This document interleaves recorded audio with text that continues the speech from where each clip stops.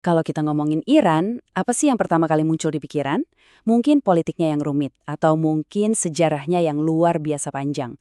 Nah, di sini kita bakal coba bedah bareng-bareng dari zaman Persia kuno sampai jadi negara modern yang sering banget kita salah pahami ini. Oke, kita mulai dari pertanyaan yang paling sering banget ditanya ini. Sebenarnya yang benar itu Iran atau Persia sih? Nah, jawabannya itu ternyata dua-duanya ada benernya. Tapi konteksnya beda. Gini, Persia itu nama yang dikasih sama orang Barat, khususnya dari sejarawan Yunani kuno. Mereka cuma tahu satu provinsi namanya Persis, malah dipakai buat nyebut seluruh wilayahnya. Padahal, orang-orang di sana dari ribuan tahun lalu udah nyebut tanah air mereka Iran, yang artinya tanah bangsa Arya. Jadi, Iran itu nama dari Dalum, nama aslinya. Baru deh di tahun 1935, pemerintah Iran secara resmi minta ke seluruh dunia, tolong dong panggil kami dengan nama kami sendiri, Iran. Oke, jadi ini dia perjalanan kita buat kenal Iran lebih dalam. Pertama, kita lihat dulu bentang alamnya yang penuh kontras. Terus, kita mundur ke zaman kekaisaran-kekaisaran kuno. Setelah itu, kita fokus ke dua momen penting dalam sejarah yang ngebentuk Iran modern. Lanjut ke sistem pemerintahannya yang unik, Republik Islam. Dan terakhir, kita intip gimana sih kehidupan orang-orang di sana sekarang? Oke, kita mulai dari bagian pertama, negeri penuh kontras. Supaya ngerti ceritanya, kita harus kenalan dulu sama panggungnya, yaitu geografinya yang wow, luar biasa. Lihat angka ini, 1,6 juta kilometer persegi lebih. Gede banget kan? Tapi biar lebih kebayang, luas segitu tuh artinya apa sih? Ini menjadikan Iran negara terbesar kedua di Timur Tengah. Dan coba tebak, luasnya itu cuma sedikit lebih kecil dari negara kita Indonesia. Jadi ya ukurannya yang segede ini jelas bikin dia jadi pemain penting di kawasan itu. Dan ini bukan cuma soal luas ya, lanskapnya itu beragam banget. Coba bayangin, di satu sisi ada pegunungan super tinggi kayak Alborz dan Zagros. Ada gunung berapi tertinggi di Asia, Gunung Damavand. Tapi, di sisi lain ada juga gurun pasir yang luas dan panas banget. Tahu-tahu ada hutan lebat dan pantai di Laut Kaspia dan Teluk Persia. Lengkap banget. Kondisi alam yang kayak gini nih, yang jadi panggung sempurna buat sejarahnya yang kaya raya. Nah, dari panggung yang luar biasa tadi, kita pindah ke bagian kedua. Tempat lahirnya kekaisaran. Kita lihat gimana tanah ini jadi saksi lahirnya peradaban-peradaban besar dunia. Sejarah Iran itu panjangnya bukan main. Kita ngomongin peradaban kota dari 4.000 tahun sebelum Masehi. Terus ada bangsa Media yang pertama kali nyatuin wilayah ini. Nah, puncaknya di abad ke-6 SM, ada Kores Agung yang mendirikan Kekaisaran Akhemeniah. Ini yang sering kita sebut Kekaisaran Persia pertama. Lompat jauh ke depan, di abad ke-7 Masehi, penaklukan Muslim mengakhiri era Persia kuno. Lalu di abad ke-16 muncul dinasti Safawi yang ngasih identitas baru sampai akhirnya terjadilah revolusi Islam di tahun 1979 yang mengubah segalanya. Merek Persia itu emang Kekaisaran Akhemeniah. Ini bukan kekaisaran main-main. Kayak yang dibilang di sini, ini salah satu yang terbesar di zaman kuno. Jadi pusat segalanya, budaya, perdagangan, sampai agama. Keren banget. Dan kalau kita ngomongin spiritualitasnya, nah akar dari Persia kuno itu adalah Zoroastrianisme. Ini salah satu agama monoteistik paling tua di dunia loh, aslinya ya dari Iran kuno ini. Dan pengaruhnya ke agama dan filosofi lain selama ribuan tahun itu besar banget.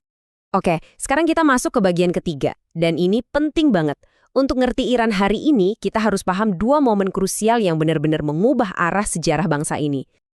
Titik balik yang pertama, masuknya Islam lewat penaklukan di abad ke-7. Ini benar-benar momen yang mengubah segalanya. Peta agama dan budaya Persia berubah total dan selamanya. Nah, beratus-ratus tahun setelah itu, datanglah titik balik kedua yang gak kalah pentingnya, yaitu munculnya dinasti Safawi di abad ke-16. Ini yang jadi cikal bakal identitas Iran modern. Nah, ini dia kuncinya. Apa yang dilakukan dinasti Safawi? Di tahun 1501, mereka mengambil keputusan besar, menjadikan Islam Syiah sebagai agama resmi negara. Kenapa ini penting? Karena sebagian besar dunia Muslim di sekitarnya itu Sunni. Keputusan ini yang bikin Iran punya warna sendiri, identitas yang unik banget di antara negara-negara Muslim lainnya. Dan ini efeknya masih kita rasakan sampai sekarang dalam geopolitik. Oke, dari abad ke-16 kita lompat jauh ke abad ke-20. Kita masuk ke bagian 4, Republik Islam.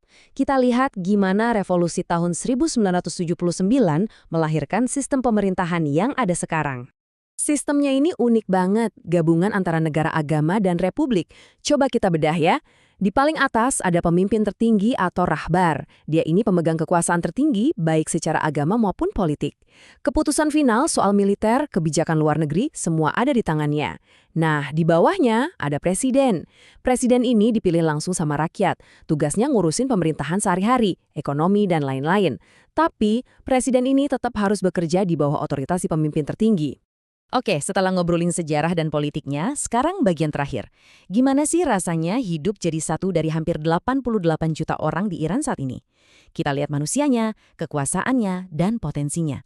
Satu hal yang mungkin banyak orang nggak sadar, Iran itu nggak cuma orang Persia loh. Emang sih etnis Persia jadi mayoritas, sekitar 61%. Tapi ada juga komunitas besar etnis Azerbaijan, Kurdi, Lur, dan banyak lagi. Jadi Iran itu sebenarnya negara yang multi-etnis banget, kaya akan budaya yang beragam. Nah, kalau soal agama, ini nyambung banget sama titik balik sejarah yang tadi kita bahas. Hampir 95% penduduknya adalah Muslim Syiah. Ini bukti nyata gimana keputusan dinasti Safawi ratusan tahun lalu masih membentuk identitas Iran sampai detik ini. Sekarang kita bahas ekonominya, dan ini agak paradoks. Di satu sisi, Iran itu kaya raya sumber daya alam. Kita ngomongin cadangan minyak terbesar ketiga di dunia dan cadangan gas alam terbesar kedua. Secara teori, ini potensi yang luar biasa besar. Tapi, nah ini dia masalahnya. Sanksi internasional bikin ekonomi mereka terisolasi. Akses ke pasar global, akses ke teknologi modern, semuanya terbatas. Jadinya ya gitu, sebuah kisah tentang potensi raksasa yang gak bisa dimaksimalkan karena situasi geopolitik. Oke, kita geser dikit dari politik dan ekonomi. Ada satu konsep budaya yang unik banget di Iran, namanya ta'aruf. Ini tuh semacam seni sopan santun yang rumit. Contohnya gini, kalau kamu ditawarin sesuatu, aturan mainnya kamu harus nolak dulu beberapa kali dengan halus. Atau pas mau bayar di restoran, bisa jadi ada drama kecil rebutan bayar tagihan. Ini bukan basa-basi kosong, tapi cara mereka menunjukkan rasa hormat dan keramahan. Dan semua ini akhirnya membawa kita ke satu pertanyaan besar yang merangkum semuanya. Gimana caranya sebuah bangsa yang punya warisan budaya kuno sekaya ini bisa bertahan dan berjalan di tengah tekanan geopolitik modern dan isolasi ekonomi? Nah, ini dia pertanyaan yang menangkap inti dari dilema Iran. Pertarungan antara sejarahnya yang agung dan masa kini yang penuh tantangan.